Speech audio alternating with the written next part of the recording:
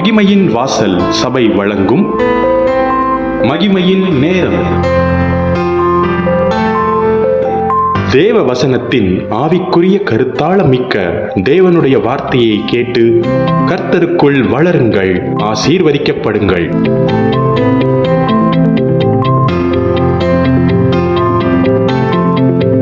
இச்செய்தியினை உங்களுக்கு வழங்குபவர் மகிமையின் வாசல் சபையினுடைய போதகர் பாஸ்டர் சங்கர் அவர்கள். கர்த்தர்தாமே உங்களை ஆசீர்வதிப்பாராக. இன்றைக்கு நம்ம தேவனுடைய செய்தியின் தலைப்பு அழிவில்லாத கிரீடம். சொல்லு, அழிவில்லாத கிரீடம். ஆமென். 1 கொரிந்தியர் புஸ்தகம் 9ஆம் அதிகாரம்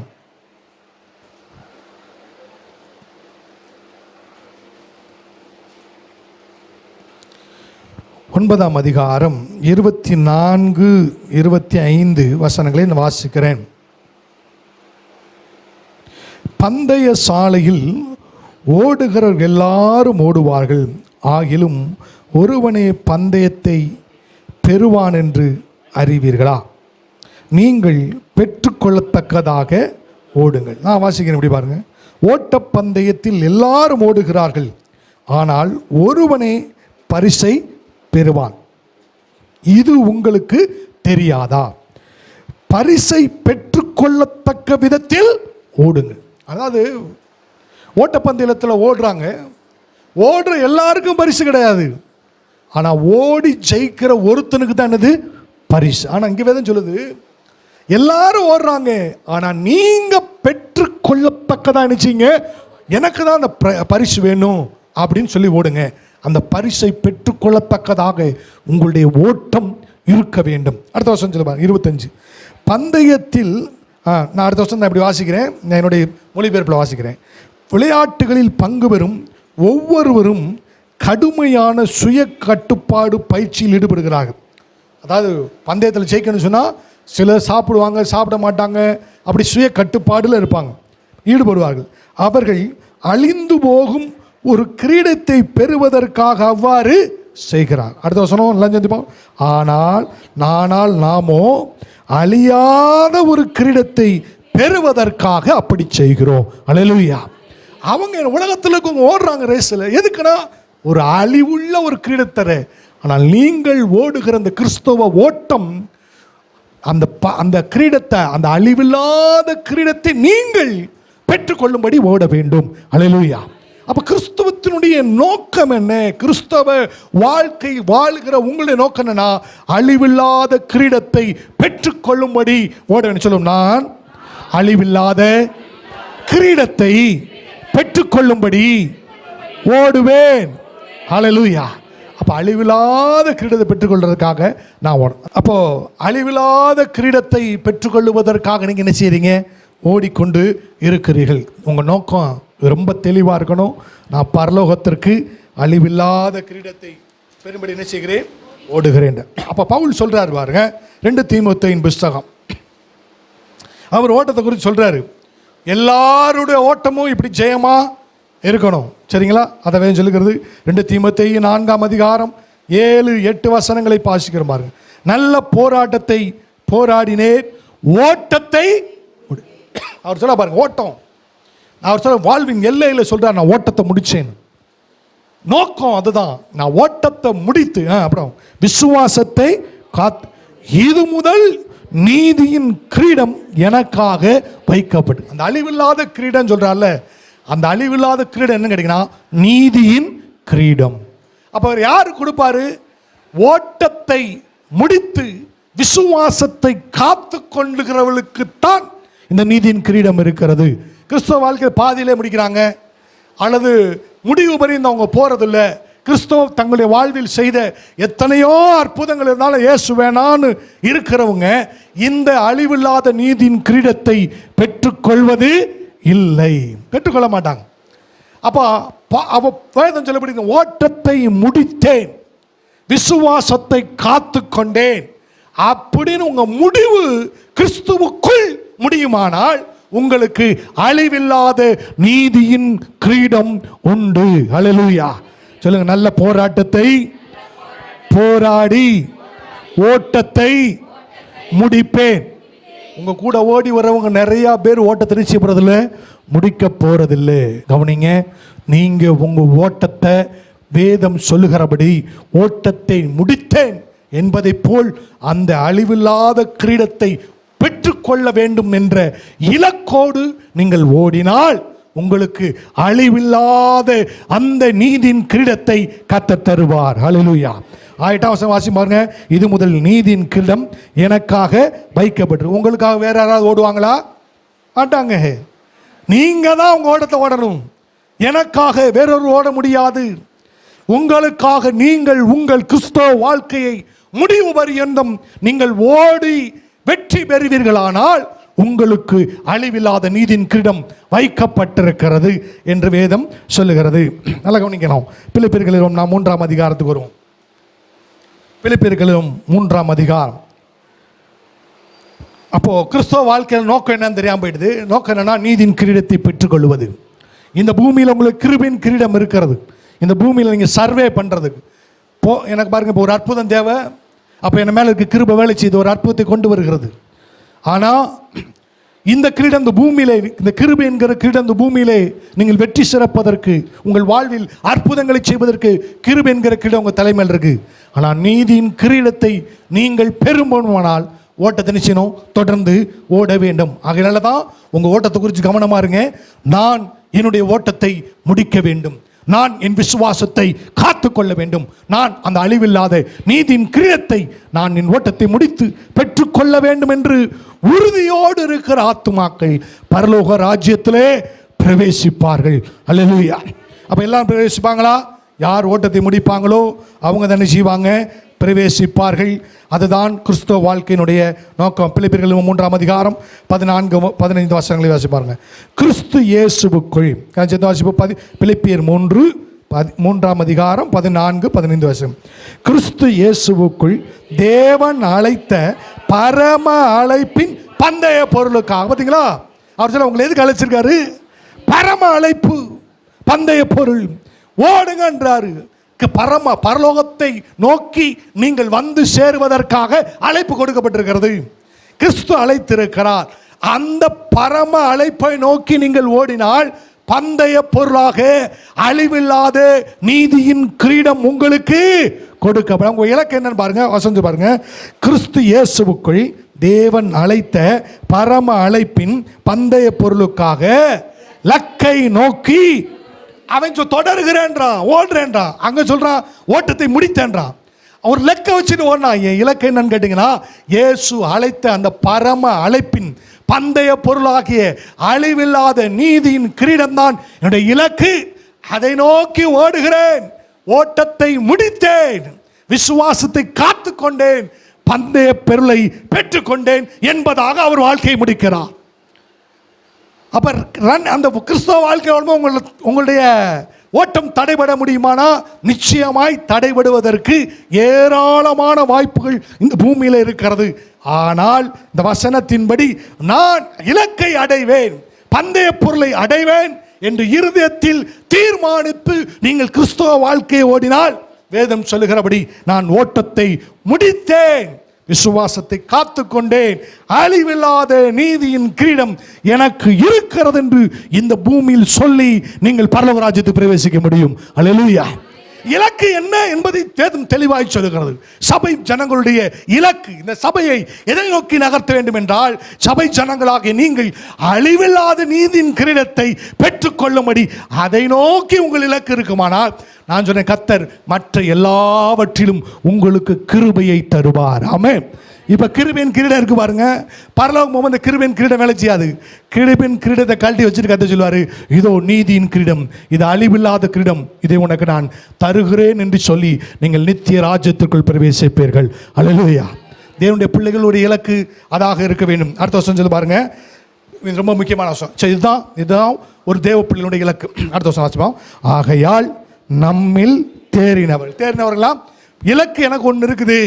நான் பந்தயத்தில் ஓடிக்கிட்டு இருக்கேன். எனக்கு அழிவில்லாத நீதியின் கிரீடம் இருக்குன்று யாரெல்லாம் அறிந்திருக்கிறார்களோ அவர்களெல்லாம் தேறினவர்கள். யாருக்கு இலக்கணே தெரியல. என்னத்துக்கு கிறிஸ்தவ வாழ்க்கை வாழ்கிறோம்? எப்படின்னு தெரியாதவங்க யாவரும் அவர்கள் இலக்கை தெரியாதவர்கள். அப்படி தேர்ந்தவர்கள் என்ன சொன்னாங்க, இந்த சிந்தையாக இருக்கணும். என்ன சிந்தை இருக்கணுமா?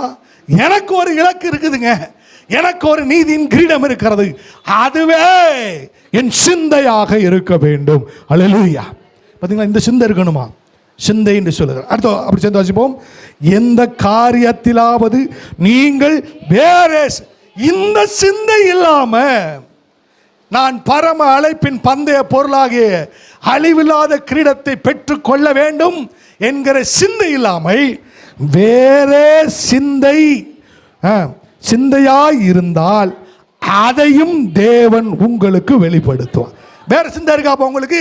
அப்படின்னா தேவன் சொல்லுவார், இது இந்த சிந்தை நல்ல சிந்தனை இல்லை, நீங்க பரம இழைப்பின் பந்தய பொருளாகிய அழிவில்லாத கிரீடமாகிய நீதியின் கிரீடத்தை பெற்றுக்கொள்ள வேண்டும் என்கிற இலக்கில்லாத சிந்தை உங்களுக்கு இருந்தால் அந்த எந்த சிந்தையில் இருக்கிறீர்கள் என்பதை தேவன் உங்களுக்கு வெளிப்படுத்தும். அப்போ அந்த காலவளையில் வேற என்ன சிந்தை இருக்குன்னு தேவன் நமக்கு வெளிப்படுத்துவாராக. அப்போ மனிதன் ஆவியா இருக்கான், அவனுக்கு ஆத்துமா இருக்கிறது, அவன் சரீரம் என்கிற கூட்டில் என்ன செய்கிறான், வாழ்கிறான். இந்த ஆவி ஆவியில் ஆத்துமா ஒரு பகுதியாக இருக்கிறது. மனிதன் மரிக்கும் பொழுது சரீரம் இங்கே விழுந்துவிடும், ஆவியும் ஆத்துமாவும் பிரிகிறது. ஆத்துமாவில் என்ன இருக்குதுங்களா, அறிவு இருக்கிறது. ஆத்துமாவில் இருக்குது, இந்த அறிவை நான் பல காரியங்களாய் நான் உங்களுக்கு விளக்கி போதித்தேன். ஆத்துமாவில் என்ன இருக்குன்னா அறிவு இருக்கிறது, அறிவு இருக்குது. அப்புறம் அதை தாட்ஸ்ன்னு சொல்லலாம், சிந்தனைகள் சொல்லலாம். ஆத்துமாவிலே விருப்பம் இருக்கிறது, ஆத்துமாவிலே சித்தம் இருக்கிறது, ஆத்துமாவிலே உணர்வு இருக்கிறது, அப்புறம் இன்டலெக்சுவல் இருக்குது. சரிங்களா? நினைவுகள், thoughts, desire, intellectuals, will, sense, இதெல்லாம் ஆத்துமாவில் இருக்கு. இந்த ஆத்துமா ஆவியில் கட்டப்பட்டிருக்கு. இப்போ பரிசுத்த வேதம் சொல்லும் பொழுது உங்க ஆத்துமாவில் இருக்கிற சிந்தை பரம அழைப்பின் பந்தய பொருளாகிய அழிவில்லாத நீதியின் கிரீடத்தை நோக்கி இல்லாம வேற எந்த சிந்தையாவது இருந்தா அந்த சிந்தையை தேவன் உங்களுக்கு வெளிப்படுத்துவார். அப்ப காலையில் கேட்குற உங்க வாழ்க்கையில ஆத்துமாவில் எனக்கு ஒரு இலக்கு இருக்கிறது, நான் தேவ ராஜ்யத்தில் அழிவில்லாத கிரீடமாகிய நீதியின் கிரீடத்தை அடைவேன் என்கிற சிந்தை இருக்கா அல்லது வேற சிந்தை இருக்கா அப்படின்னு பார்க்கணும். அப்போ வேதத்தின்படி இந்த சிந்தை இருக்கணும். பரம அழைப்பின் பந்தய பொருளாக அழிவில்லாத கிரீடத்தை பெறணும்னு ஆத்துமாவில் இருக்க சிந்தையில் இருக்கணும். அதுதான் தேறினவர்களுக்கான அடையாளம். ஆனால் பிசாசானவன் என்ன செய்கிறான் அப்படின்னு கேட்டீங்கன்னு வச்சுக்கோங்களேன். பிசாசானவன் இந்த மனதில் இருக்க, நல்லா கவனிங்க, மனதில் இருக்க சிந்தையை ரெண்டு விதமாக பிரிக்கலாம். ஒன்று மாமிச சிந்தை, இன்னொன்று ஆவியின் சிந்தை. ரோமர்கள் நிருபம் 8ஆம் அதிகாரம். அப்போ வேற சிந்தை காண்பிக்கிறார் கர்த்தர்னு சொல்கிறார்ல, வேற சிந்தைனா என்னன்னு நம்ம பார்ப்போம். கவனிங்க. அப்போது இந்த சிந்தை இருந்தால் பரவாயில்ல, பரலோக ராஜ்யத்தை சுதந்திரிப்பேன் சிந்தை, நீதியின் கிட்ட. அப்படி இல்லைன்னா அது என்ன சிந்தைன்னு பார்க்கணும். ரோமர்கள் நிருபம் 8ஆம் அதிகாரம் 7ஆம் வசனத்தை வாசிப்போம் பாருங்க. 7ஆம் வசனத்தில் எப்படினில் 6ஆம் வசனம், மாமிச சிந்தை மரணம், ஆவியின் சிந்தையோ ஜீவன். அப்போ உங்க ஆத்துமாவில் இருக்கிற சிந்தை இருக்குல்ல, அதை வசனம் சொல்லுது, ஒன்று மாமிச சிந்தை, இன்னொன்று ஆவியின் சிந்தை. ஒன்று மாமிச சிந்தை, இன்னொன்று ஆவியின் சிந்தை. இப்போ இந்த இந்த மனதில் இருக்க சிந்தனை இருக்கு இல்லையா, இந்த சிந்தனையை எப்பொழுதும் பிசாசு தனக்காக பயன்படுத்த விரும்புகிறார்.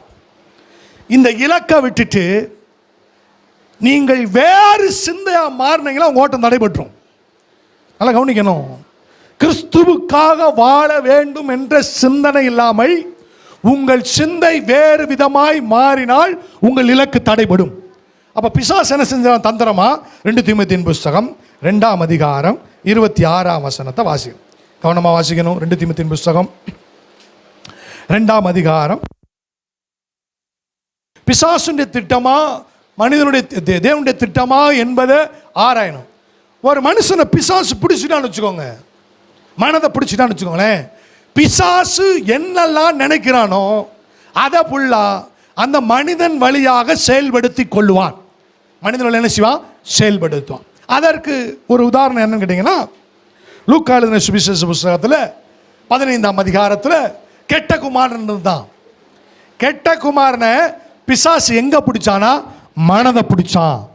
அதனால வேதம் சொல்லுகிறது, அவன் பிசாசு என்னென்ன நினைச்சானோ அதை ஃபுல்லாக அந்த மனுஷன் செஞ்சான்.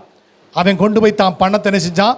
தேவையில்லாத இடங்களில் செலவு பண்ணான், குடித்தான், வெறித்தான், பன்றி சாப்பிடுகிற தவிட்டினால் தன் வயிற்றை நிரப்பணும்னு நினச்சான்.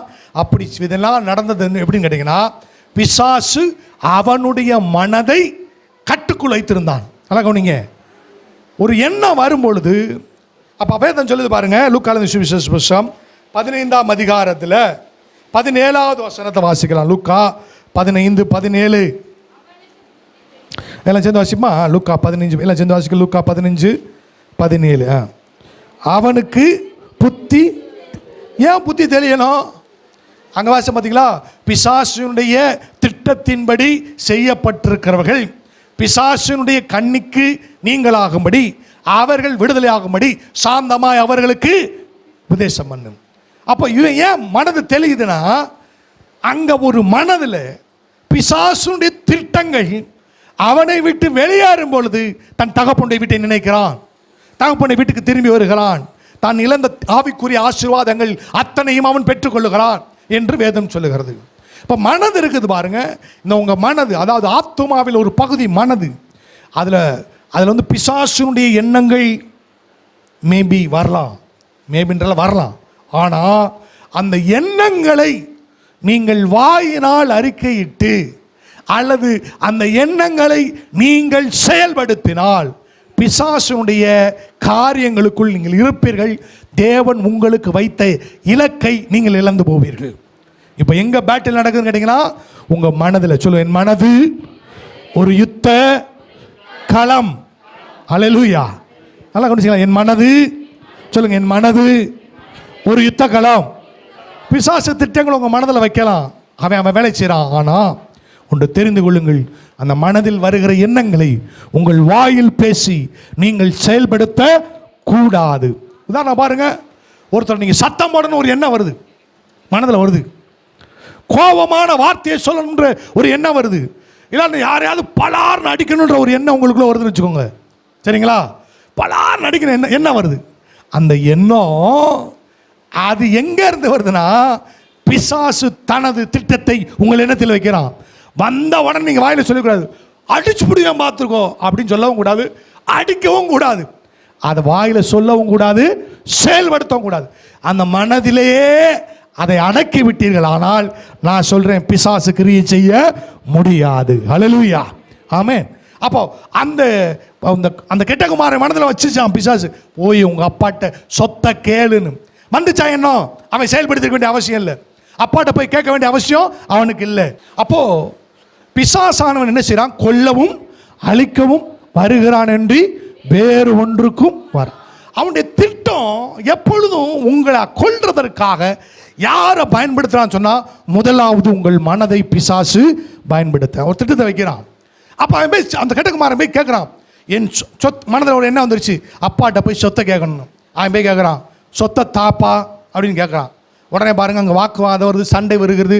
அப்பா மன கஷ்டத்தோடு சொத்தை என்ன செய்கிறாரு? பிரித்து கொடுக்குறாரு. சொத்தை பிரச்சனை அடுத்த தாட்சி வருது, இதை பணத்தை எடுத்துட்டு வெளி தேசத்துக்கு போகணும், வெளி தேசத்துக்கு போகிறான். துன்மார்க்கமாக ஜீவனம் பண்ணணும் ஒரு எண்ணம் வருது, அதை செய்கிறான். சொத்தெல்லாம் அழிஞ்சு. உங்களுக்குள்ளே வருகிற எண்ணம் இந்த வேத வசனத்தின்படி இல்லை என்றால் அதை நீங்கள் பேசவும் செயல்படுத்தவும் வேண்டாம். அல்லேலூயா. சொல்லுங்க, எனக்குள் வருகிற எண்ணம் வேத வசனத்தின்படி இல்லை என்றால் அதை நான் பேசவும் மாட்டேன், செயல்படுத்தவும் மாட்டேன். அல்லேலூயா. இதுதான், அப்படி செயல்படுத்தலாம் ஆவியின் சிந்தை, ஜீவனும் சமாதானம். சரிங்களா? அப்போ என்ன சொல்லப்பட்டிருக்கு பாருங்க. அப்போ அது ஒரு காரியம். அப்போ பிசாசு எங்கே விளையாடுறானா? உங்கள் தாட்ஸ். கோவம் வருது மைண்டில், கோவப்பட வேண்டிய அவசியம் இல்லை. மனதிலேயே அவைகளை நீங்கள் நிறுத்திவிட்டால் அது செயல்படாது. ஆமென். நான் எப்பயுமே சொல்கிறேன், மனதில் தேவன் பேசவே மாட்டார், ஆவியில் தான் பேசுவார். அப்போ மனது வந்து ஆவி மனது, மாமிச மனது. இந்த காரியம் நடக்குது. அவனுக்கு அப்போ என்ன செய்யணும்? ஏன் உபதேசம் கேட்குறீங்க? உங்கள் இலக்கு பரலோக இலக்கு. நீங்கள் கோவம் வரும்போது வசனம் ஆகுது வரும் பாருங்க. அப்போது வசனத்தை ஞாபகப்படுத்தும் போது உங்கள் எண்ணங்கள் என்ன செஞ்சிடும்? கிறிஸ்துவின் வசனத்திற்கு சிறையாக்கி கொள்ளும், நீங்கள் ஜெயம் பெறுவீர்கள். ஆமென். மனதை யார் வேத வசனத்தினால் அடக்குறார்களோ அவர்களே பலன் உள்ளவர்கள். ஹல்லேலூயா. ஆமென். அடுத்த வசனம் பாருங்க, 2 கொரிந்தியர் புத்தகம் 11ஆம் அதிகாரம். பிசாசு எப்படி வேலை செய்யலாம் பாருங்க. யார்கிட்டனா? விசுவாசிகளுக்குள்ள. இப்போ நான் சொல்கிற பிரசங்கம் சபைக்கு வெளியே இருக்கிற ஜனங்களிடத்திலே இல்லை, விசுவாசிகளுக்குள் நடக்கிற யுத்தத்தை நான் சொல்லுகிறேன். அவன் வந்து பொசஸ் பண்ண மாட்டான், அவனுடைய எண்ணங்களில் தாட்ஸ் அனுப்பிட்டே இருப்பான் பாருங்க. ஸோ அதில் நம்ம ஜெயிக்கணும். 2 கொரிந்தியர் புத்தகம் 11ஆம் அதிகாரம் 3ஆம் வசனம். 2 கொரிந்தியர் 2 கொரிந்தியர் அப்போது 2 கொரிந்தியர் புத்தகம் 11ஆம் அதிகாரம் 3ஆம் வசனத்தை வாசிக்கலாம். 2 கொரிந்தியர் 11:3. ஆகிலும் சர்ப்பமானது தன்னுடைய அதாவது பிசாசு தந்திரம் பண்ணுது. ரைட்டுங்களா? தேவன் தந்திரம் பண்ண மாட்டார், நேரடியாக பேசுவார். சரிங்களா? நேரடியாக வருவார். சரி, தந்திரத்தினாலே ஏவாளை வஞ்சித்தது போல உங்கள் மனதும் கிறிஸ்துவை பற்றிய உண்மை நின்று விலகும் கெடுக்கப்படுமோ என்று பயந்து. நான் இப்படி பேசுகிறேன் பாருங்க, நான் இப்படி டிரான்ஸ்லேட் பண்ணேன். பிசாசாகிய பாம்பு தனது சூழ்ச்சியினாலே ஏவாளை ஏமாற்றியது, அதுபோல உங்கள், அதாவது ஆணையும் பெண்ணையும் சொல்லுது, உங்கள் மனதில் கிறிஸ்துவை பற்றிய உண்மையிலின்று விலகும்படி நடத்தப்படுவீர்களோ என்று நான் பவுல் பயப்படுறாராம். உங்கள் மனது கிறிஸ்துவை பற்றிய உண்மை, அது என்ன உண்மை? கர்த்தர் சொல்றாரு, உனக்கென்று இலக்காக அழிவில்லாத நீதியின் கிரீடம் வைக்கப்பட்டிருக்கிறது. அதிலிருந்து விளக்குறதான் பிசாசுடைய வேலை. அதற்கு அவன் ஒரு சூழ்ச்சி என்ன செய்கிறான். அப்போ செய்யும் பொழுது மனது வஞ்சிக்கப்படுகிறது. மனது வஞ்சிக்கப்பட்டது பாருங்க, அதை அவர்கள் பேசி செயலாக்கம் பண்ணும் பொழுது அங்கே மரணம் உண்டாகிறது. ஆகல நான் சொல்கிறேன், உங்கள் மனதில் வர்ற எல்லா காரியத்தையும் உங்கள் வாயினால் சொல்ல வேண்டிய அவசியம் இல்லை.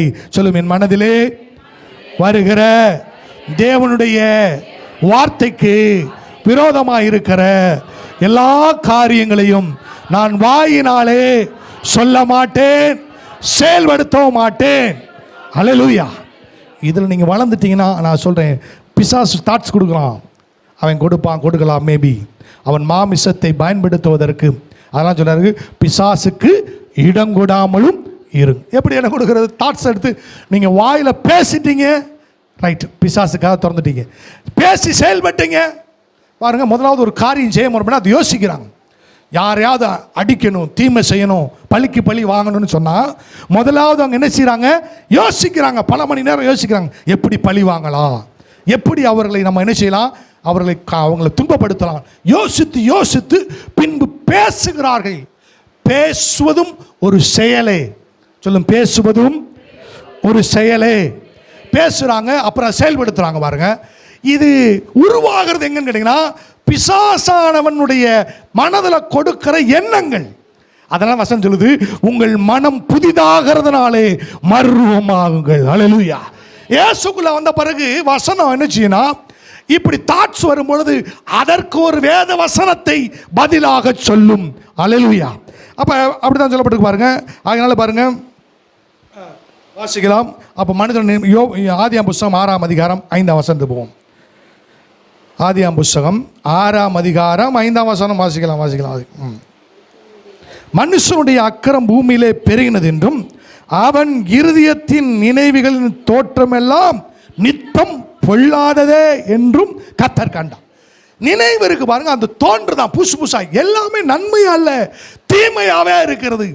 ஆனால் இது வந்து டிமானிக் தாட்ஸ். 1 கொரிந்தியர் புஸ்தகம் 13ஆம் அதிகாரத்தில் அன்பு தீங்கு நினை. நல்லா புரிஞ்சுங்க, தேவன் நினைக்கவே நினைக்கலாம். அப்போ தீங்கு வருதா நீங்க நினைக்கணும், இது நான் கிடையாது, இது பிசாசு கொடுக்குது. இதை நான் வாயில் பேசி அதை செயல்படுத்தவும் மாட்டேன். சொல்லுங்க, என் மனதிலே பிசாசானவன் கொடுக்கிற தீமையான பொல்லாத காரியங்களை, நினைவுகளை என் வாயினால் பேசவும் மாட்டேன், செயல்படுத்தவும் மாட்டேன். ஹல்லேலூயா. இப்படி நீங்க செஞ்ச நான் சொல்றேன், நீங்கள் ஆசீர்வதிக்கப்பட்டவர்கள். ஆமென். அப்போ ஆண்டவர் சொல்கிறா பாருங்க, அதுக்கு ஒரு காரியமாக இருக்குது. அப்போ இயேசு சொல்கிறார், மத்தேயு 9:4 இயேசு கிறிஸ்து வந்து மனிதனுடைய தாட்ஸில் இடைபடுகிறவர். அதாவது இடைபடுகிறோம்னா அதை வந்து தடுத்து நிறுத்த அவர் விரும்புகிறவர். மத்தேயு 9:4 மத்தேயு 9:4 லட்சம் வாசிப்புமா? இயேசு அவர்கள் நினைவுகளை அறிந்து, நீங்கள் உங்கள் இருதயங்களில் பொல்லாதவைகளை சிந்திக்கிறது என்ன? அப்ப ஆண்டவங்க ஸ்டாப் பண்றது, என்ன பொல்லாதவங்க இருதய நினைவுல சிந்திக்கிற, உன் நினைவுல ஏன் இந்த பொல்லாத வருது அப்படின்னு அங்க இருக்கிற மக்களை பார்த்து கேட்கிறாரு. அப்போ இந்த பொல்லாத நினைவுகள் எல்லா விசுவாசிக்கிறோமா? எல்லா விசுவாசிக்கு வரும். யார் வந்து வசனத்தை கொண்டு தங்கள் மனதை புதிதாக்குறார்களோ அவர்களிடத்தில் அப்படி எண்ணங்கள் வரும் பொழுது அவர்கள் எண்ணங்களிலே வசனத்தை கொண்டு ஜெயிப்பார்கள். அல்லேலூயா, ஆமென். அப்போ தாட்ஸை கண்ட்ரோல் பண்ணணும், எண்ணங்களை வசனத்தை வச்சு கண்ட்ரோல் பண்ணணுங்க. பிசாசு கொடுக்குற எண்ணங்களை பேசி செயல்படுத்தாமல் நீங்கள் என்ன செய்யணும்? அதை வந்து நீங்கள் சிறைப்படுத்த வேண்டும். அப்போ இயேசு எண்ணங்களிலே இருக்கிறாரா அப்படின்னா பாருங்க, இருக்கவர். இப்போ நான் ஒரு காரியத்தை சொல்கிறேன், விளக்கமாக சொல்கிறேன். மத்தேயு சுவிசேஷ புத்தகம் 16 போவோம். மத்தேயு 16 10 மணிக்கு கரெக்டாக முடிச்சிடறேன். மத்தேயு 16 அப்போ 22 அப்போ இயேசு கிறிஸ்து வந்து என்ன சொல்கிறாருன்னா 16 22, 23 வசனத்துக்கு முன்னால் தன்னுடைய சிலுவையை பற்றி அங்கே சொல்லுகிறார். தேவ திட்டம், நான் சிலுவையில் மரிக்கணும், அடக்கம் பண்ணப்படணும், 3ஆம் நாளில் உயிரோடு எழுமணும் அப்படின்னு அவர் சொல்கிறார். சொன்ன உடனே இதை பேதுரு கேட்டுக்கிட்டு இருக்கான். அப்போ என்ன சொல்கிறான் பாருங்கள், பேதுரு 23 வசனம் இருப்போம். அல்ல 22 வாசிப்போம். சரி, 21 வாசிப்போம். அது முதல் இயேசு தாம் எருசலேமுக்கு போய் மூப்பராலும் பிரதான ஆசாரியாலும் வேதபாரவாலும் பல பாடுகள் பட்டு கொலையுண்டு 3ஆம் நாளில் எழுந்திருக்க வேண்டும் என்பதை தம்முடைய சீசர்களுக்கு சொல்லத்தரும். தேவ சித்தத்தை சொல்கிறாரு. நான் போய் சிலுவையில் மறிக்க போகிறேன், மறுத்தாதான் உங்களுக்கு பாவ மன்னிப்பு உண்டாகும், நான் உயிரோடு எழும்பினாதான் உங்களுக்கு உயிர்த்தெழுதல் உண்டாகும் அப்படின்னு சொல்லிட்டு இருக்கும்போது அதுக்கு பேதுரு சொல்ல பாருங்க. அப்பொழுது உடனே தேவன் திட்டத்தை பேசுகிறார். உடனே சொல்ல பாருங்க, பேதுரு அவரை தனியே அழைத்து கொண்டு போய் இளைஞர், ஆண்டவரே, இது உமக்கு நேரிடக்கூடாது, இது உமக்கு சம்பவிப்பதில்லை என்று அவரை கடிந்து கொள்ளாம். இயேசு பேசிக்கிட்டு இருக்கும் போது பேதுருடைய தாட்ஸில் பிசாசு தனது திட்டத்தை வச்சுட்டான். இது இயேசுக்கு சம்பவிக்கூடாது. வச்ச திட்டத்தை பேதுரு வாயில சொல்லாம செயல்படுத்தாம இருந்திருந்தா இயேசு அவனை கடிந்து கொண்டிருக்க மாட்டான். இயேசு சிந்தனைகளை அறிகிறவர். அல்லேலூயா, ஆமென். நல்லா கவனிங்க. ப்ராஃபட்டிக்கல் மூவ் ஆகும்போது பாருங்க, அவங்க சொல்றாங்க, எங்களுடைய இருதயத்தின் அந்தரங்கனா வெளியேற ஆயிடுச்சுங்க. கண்ணீரோடு, அது இந்துவா இருக்கட்டும் முஸ்லீமா இருக்கட்டும் யாராக இருக்கட்டும், கண்ணீரோடு போறாங்க. இது எப்படி? ஏனென்றால் இயேசு உங்கள் இருதயத்தையும் நினைவுகளையும் அறிந்திருக்கிறவர். ஆமென். இவன் செயல்படுத்துறான் பாருங்க. தேவ திட்டம் ஒன்று சொன்ன உடனே ஆண்டவருடைய வசனம் என்ன சொல்லிச்சு பாருங்க. இது என்ன செஞ்சிச்சு? இந்த ஆண்டோடைய திட்டம் ஒன்று பிசாசு தனது திட்டத்தை பேதுருடைய நிலையில் வச்சா பேதுரு பேசினான். அப்போ உங்கள் தாட்ஸில் வசனத்துக்கு விரோதமாக ஒரு காரியம் வந்தால் நீங்கள் நினச்சிக்கணும், இது தேவனிடத்திலேருந்து வரல, இது பிசாசினிடத்திலேருந்து வருகிறது. பேதுருக்குள்ள ஒரு திட்டத்தை பிசாசு வச்சான். இங்கே பாரு, இயேசுக்கு இது சம்பவிக்க கூடாது அவன் சொல்கிறான் பாருங்க. பேதுரு அவரை திரும்பி பேதுரை பார்த்து சரி 22 வாசிப்போம். அப்போது பேதுரு அவரை தனியாக அழைத்து கொண்டு போய், ஆண்டவரே, இது உமக்கு நேரிடக்கூடாது, இது உமக்கு சம்பவில்லை என்று அவரை கடிந்து கொள்ள. இயேசுகிட்ட சொன்னோடனே இயேசு என்ன பாருங்க, அவனை திரும்பி பார்த்து, அவனை பார்த்து அவனுக்கு பின்னால அந்த தாட்சை கொடுத்த பிசாசை பார்த்து, எனக்கு பின்னாக போ சாத்தானே, நீ பிசாசு சொல்ல, நீ எனக்கு இடலாயிருக்கு அப்படின்னு பிசாசுக்கு சொல்லிட்டு இப்போ பேதுருக்கு சொல்றார். அந்த வசனத்தில் 2 காரியம் இருக்குதுங்க. அதாவது முதல் காரியம், பிசாசு பேதுரோடு பேசிக்கிட்டு இருக்கு. இயேசு பேசிட்டாரு, இப்போ பிசாசு பேசி இருக்கு. பிசாசு பேசின பேதுரு பேசிட்டான். இப்போ இயேசு முதலாவது யாரை கடிந்து கொள்கிறார்? பேதுருவல்ல, பேதுருவை திரும்பி பார்த்து பேதுருவின் தாட்ஸ்ல பேசிக்கிட்டு இருக்க பிசாசை கடிந்து கொள்ளுகிறார். அல்லேலூயா. எத்தனை பேருக்கு புரியுது? உங்களுக்கு புரியுதா? உங்களுக்கு காலைல சபை கிளம்புறீங்கன்னு வச்சுக்கோங்க, சபைக்கு என்னத்துக்கு போயிட்டு இருக்கா நீங்கள் சொல்லணும், சபை மாயை திறந்து சொல்லணும், பிசாசே என் மனதில் பேசாத, சபை கூடிவர்களை விட்டுவிடக் கூடாது என்று கர்த்தர் சொல்லி இருக்கிறார், நான் சபை கூடிவர்களை கலந்து கொள்ளுவேன் என்று நீங்கள் சொன்னால் கர்த்தருக்கு ஸ்தோத்திரம். ஆமென். பிசாசு ஒரு தாட்டை கொடுத்தேன், ஆமாம் ரொம்ப டயர்டாக இருக்குல்ல, இன்னைக்கு சபைக்கு போவேன் நான் சொன்னால் பிசாசு ஜெயிச்சிட்டான் உங்களை. அப்ப எதுல ஜெயிக்கணும்? வசனத்தை கொண்டு வசனத்துக்கு விரோதமாய் வருகிற உங்கள் நினைவை நீங்கள் என்ன செய்யணும்? ஜெயிக்கணும். அப்ப ஆண்டவராக இயேசு அங்க கற்றுக் கொடுக்கிறார். முதலாவது அந்த தாட்டை கொடுத்த பிசாசை கடிந்து கொண்ட பேதுரு பார்த்து, பிசாசை, பொல்லாத பிசாசை வெளியே போன்னு சொல்லிட்டு இவனுக்கு ஒரு ஆலோசனை கொடுக்கிறார். பேதுருக்கு என்ன சொல்ல பாருங்க, தேவனுக்கு ஏற்றவைகளை சிந்தியாமல் மனுஷருக்கு ஏற்றவைகளை. அப்ப நீ சிந்திக்க ஆரம்பிக்கும் போது, தேவனுக்கு கேட்டதை எப்பயும் சிந்திக்க, மனுஷனுக்கு கேட்டதை சிந்திக்கும் போது பிசாசு என்ன செஞ்சிட்டான்? உள்ள வந்து அவன் திட்டத்தை பேதுருக்குள்ள வச்சுட்டான். பேதுருவை கடிந்து கொள்ளல, பேதுருக்கு அந்த தாட்ஸை குடிச்ச டீமனை அவர்கள் இயேசுவின் நாமத்தில் கடிந்து கொண்டார்கள். அல்லேலூயா. நல்லா புரிஞ்சுக்கோங்க. உங்களோட பேட்டில் வரும்போது நீங்கள் சொல்லணும், பிசாசே வசனை இப்படி சொல்லலை, ஆகையினால இயேசுவின் நாமத்தில் என் சிந்தனையை விட்டு வெளியே போ. அடுத்து சொல்லணும், வசனம் இப்படி சொல்லுகிறது. ஆமென். அப்படி எதிர்த்து என்ன செஞ்சுருக்கணும் தெரியுமா? பிசாசே என்ன சொல்லு, பிசாசை பார்த்து என்ன சொல்லுங்க, டாட்ஸ் கொடுத்தோன்னே அவன் சொல்லிக்கணும், பிசாசே அப்பாலே போ, கர்த்தர் என் பாவத்திற்காக சிலுவையிலே மரிப்பார், அடக்கம் பண்ணப்படுவார், 3ஆம் நாள் உயிரோடு எழும்பார் என்ற அவருடைய வார்த்தையை நான் சிந்திக்கிறேன். ஹல்லேலூயா. பாருங்க, இதுதான் பேட்டில். அப்போ ஒரே வசனமா சொல்ல, பிசாசை பேதுரு பிடிச்சு, பேதுரு பிசாசு பிடிச்சிருச்சு அப்படின்னா கிடையாது. தாட்ஸில் வரும்பொழுது அவன் சிந்தி அறிந்து அங்கே தாட்சை கொடுக்கிற டீமனை கடிஞ்சு கொண்டுட்டு அவனுக்கு ஆலோசனை சொல்றாரு, நீ மனுஷனுக்கு கேட்டவனை சிந்திக்காத, தேவனுக்கு கேட்டவைகளை வசனத்தை கொண்டு உன் ஆத்துமாவை சிந்தித்துக்கொள். அல்லேலூயா. ஆமென். எத்தனை பேர் புரியுது? ஆமென். அப்போ உங்கள் தாட்ஸில் வருகிற டீமானிக் தாட்ஸை பாருங்க, அந்த ஆவியின் கனிகளுக்கு விரோதமாக வருதா, உடனே அங்கே கடிஞ்சு கொள்ளுங்க. தேவனுடைய வார்த்தைக்கு அப்பாற்பட்டு வருதா, உடனே கடிஞ்சு. அவைகளை பேசவோ செயலாக்கவோ கூடாது. அல்லேலூயா. அப்படியா அதான் வேதம் சொல்லுது பாருங்க. அப்போ அவன் சொல்ல, மனுஷனை கேட்டவர்களை சேர்ந்து. இன்னொரு காரியத்தை சொல்லுவேன், இது இன்னும் கொஞ்சம் விளக்கமாக சொல்கிறேன். யோபின் புஸ்தகம் 2ஆம் அதிகாரம், ஒரு 5 நிமிஷம் முடிக்கலாம், சில 10 அவனை படிச்சலாம். யோபின் புஸ்தகத்துக்கு போவோம். கர்த்தர் நல்லவர். ஆமென். யோபின் புஸ்தகம் 2, நான் சொல்கிறேன் பாருங்க, 2ஆம் அதிகாரம், யோபின் புஸ்தகம் 2ஆம் அதிகாரத்துக்கு வருவோம். சரி, முதல் அதிகாரத்தில் பிசாசுடைய திட்டம் என்ன யோபுவை பற்றி, ரைட்டா? ஒன்று தெரிஞ்சுக்கோங்க, தேவன் உங்களுக்கு ஒரு திட்டத்தை வைத்திருக்கிறார். சொல்லுங்க, தேவன் எனக்கு ஒரு ஆசீர்வாதமான திட்டத்தை வைத்திருக்கிறார். அல்லேலூயா. சொல்ல, அதுபோல பிசாசும் ஒரு அழிவுக்குரிய திட்டத்தை எனக்கா வைத்திருக்கிறான். இதான் சத்தியம். நீங்கள் எப்போ தேவனுடைய திட்டத்திற்கு உங்கள் ஆத்துமாவை மறுரூபமாக்கினா அது உங்கள் வாழ்க்கையில் நடக்கும். இப்போ பிசாசு என்ன சொல்ல பாருங்க, 1:11 சொல்ல பாருங்க. ஆனாலும் உம்முடைய கையை நீட்டி, எல்லாம் சேர்ந்து, ஆனாலும் உம்முடைய கையை நீட்டி அவனுக்கு உண்டானதெல்லாம் தொடுவினால் அப்பொழுது அவன் உமது முகத்துக்கு எதிரே உம்மை தூசிப்பானோ பாரும். அப்போ பிசாசுடைய திட்டம்னா யோபு தேவனை சொல்லுங்க, பிசாசுடைய திட்டம் யோபு தேவனை தூசிக்கணும். நேரம் வந்தானா? வரவே இல்லை. நேரம் என்ன செய்யலை. ஆனால் அவன் தாட்ஸில் வர்றான். ஆனால் அவன் சொல்கிறான், இல்லை நான் வந்து என்ன செய்வேன், கர்த்தரை தூசிக்க மாட்டேன், கர்த்தருக்கு நன்றி சொல்லுவேன், இந்த சூழ்நிலையிலும் நான் தேவனை ஸ்தோத்தரிப்பேன் என்று சொல்லுகிறான். இப்போ பாருங்க, யோபு அடுத்த வசனம் சொல்லி பாருங்க, யோபின் புஸ்தகம் 2ஆம் அதிகாரம் 9ஆம் வசனம். அங்கே பேதுருவை பிசாசு பயன்படுத்தினான், இங்கே ஒரு மனுஷியை பயன்படுத்த சொல்லும். அப்பொழுது யோபுவின் மனைவி அவனை பார்த்து, நீ இன்னும் உம்முடைய உத்தமத்தில் உறுதியாக நிற்கிறீரே, சத்தமாக வாசிங்க, தேவனை தூசித்து. இந்த வார்த்தை யார் வார்த்தை? தேவனை தூசிக்கின்ற வார்த்தை யார்? இந்த அம்மாக்குள்ள எப்படி இருந்துச்சு? நல்லா கவனிச்சிங்களா?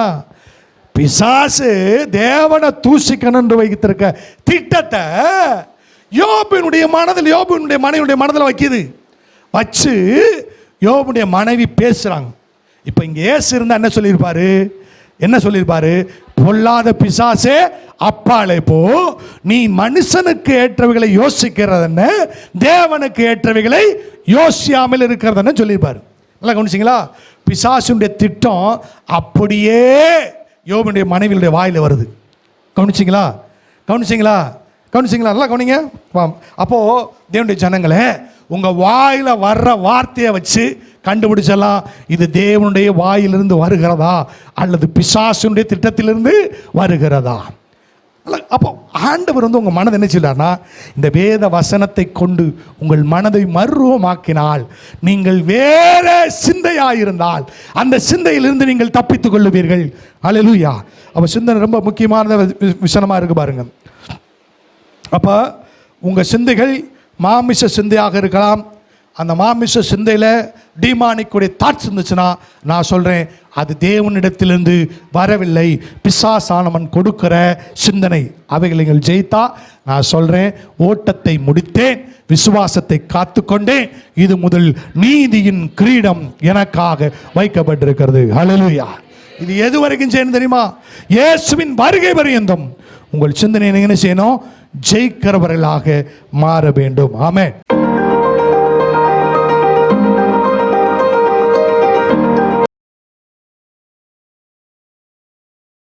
Don't forget to subscribe.